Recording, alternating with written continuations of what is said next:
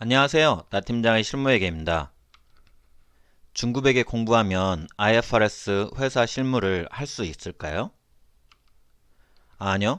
중급에게는 회사 실무에 아무런 도움이 못 됩니다. 매출채권 대손충당금 계산을 예를 들어 설명해 드리겠습니다. 회사 규모에 따라 회사를 세 가지 그룹으로 분류할 수 있습니다. 1. 중소기업, 비외감 대상 기업, 자산총액 120억 미만이거나 매출의 규모가 100억 이하인 등 회사 규모가 작아서 외부 회계감사를 받지 않는 중소기업의 경우에도 회계 처리를 할 때 일반 기업의 기준에 따라서 회계 처리를 해야 합니다. 하지만 회계감사를 받지 않는 중소기업은 회계감사를 받지 않으므로 대부분 법인세법 규정에 따라 회계 처리를 합니다. 법인세법에서는 대손충당금은 매출채권의 1% 또는 최근 대손 실제 경험률이 큰 경우 그 경험률만큼만 대손 충당금으로 허용하고 있습니다. 따라서 우리나라 중소기업, 비외감 대상 기업의 거의 대부분이 채권의 1%를 대손 충당금으로 설정합니다. 일반 기업의 기준에 따라 대손 충당금을 설정하는 경우 회계상으로는 인정되지만 법인세 세무조정 과정에서는 한도 초과액이 부인되므로 세무조정 사항만 많아지게 되어 번거롭기 때문에 중소기업들은 법인세법에 따라 대손충당금을 설정합니다. 2. 외부 회계감사 대상 기업. 회사가 성장하여 회계감사 대상 요건 4가지, 자산 120억, 부채 70억, 매출 100억, 종업원수 100명 중 2가지 이상이 되는 경우 외감법에 의해 매년 회계감사를 받아야 하며 일반 기업회계 기준에 따라 회계 처리하여 재무제표를 작성해야 합니다. 따라서 대손충당금도 일반 기업회계 기준에 따라 계산하고 설정해야 합니다.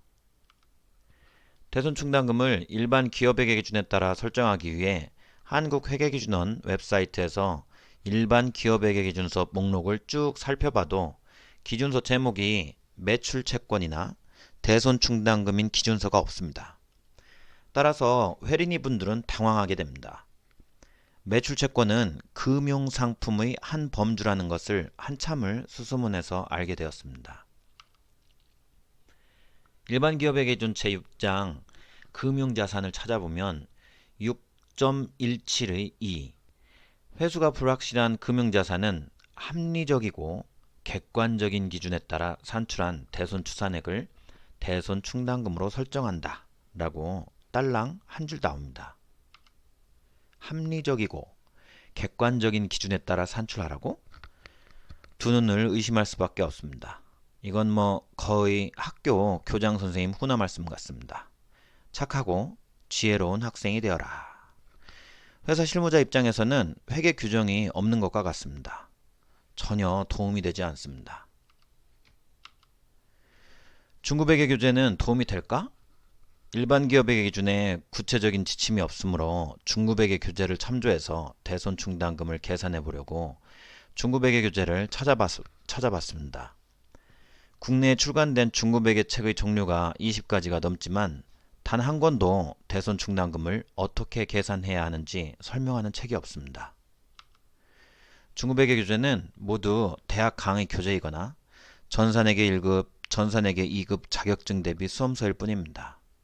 수업 목적으로는 도움이 되지만 회사 실무 목적으로는 아무런 도움이 되지 않습니다. 회사 실무자 홀로서기.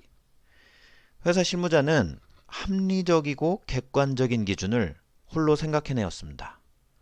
과거 3년간 매년 대손 확정액을 기초 채권 잔액으로 나누어 대손 경험률을 구했습니다.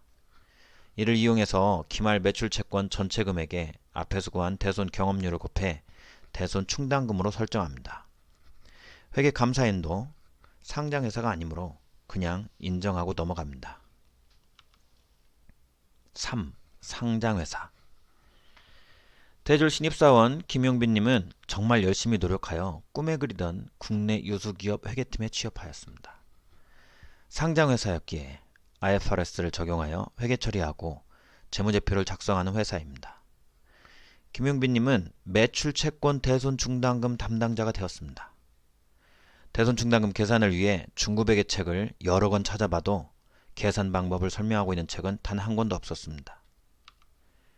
한국회계기준원에 들어가서 IFRS 1109호 금융상품 기준서를 보니 무려 998페이지에 이르는 사전처럼 두꺼운 기준서였습니다. 목차를 빠르게 스캔해서 대손충당금 규정이라고 생각되는 손상 규정을 보니 문단이 여러 개 있습니다. 뒤로 한참을 넘어가니 부록 B 부분에 회사 실무 적용 지침이 나오고 손상과 관련된 내용이 무려 55개의 문단이 있습니다. 그중 실무 적용 지침 B5.5.35 문단을 보니 다음과 같은 내용이 나옵니다.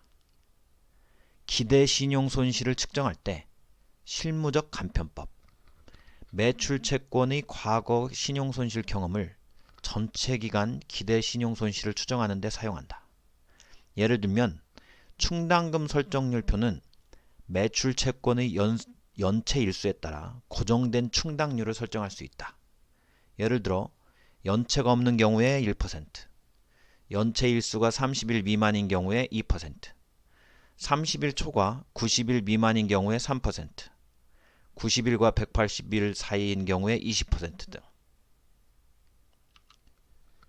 매출 채권 연령 분석표를 작성하고 각 연령 구간별로 과거 대손 경험률을 적용하여 대손 충당금을 계산한다는 것을 알게 되었습니다.